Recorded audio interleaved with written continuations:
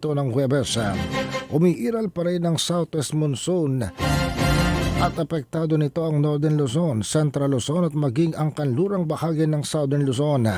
Dahil dito ang lalawigan ng Zambales, Bataan, Tarlac at Pampanga, ganun din ng Ilocos Region ay magkakaroon ng occasional rain shower.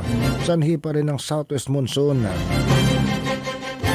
Dito posible ang mga pagbaha at pagguho ng lupa dahil sa moderate hanggang sa minsan ay malakas na buhos ng ulan ang inaasahan. Ang Metro Manila, Cagayan Valley, Cordillera Administrative Region, Calabarzon, Mimaropa at ang natitirang bahagi ng Central Luzon, makapal pa rin ang kaulapan, may kalat-kalat na pag-ulan, pagkulog at pagkidlat, sanhi pa rin ng southwest monsoon. Posible rin dito ang mga pagbaha dahil sa inaasang katamtaman hanggang sa minsan ay malakas na buhos ng ulan.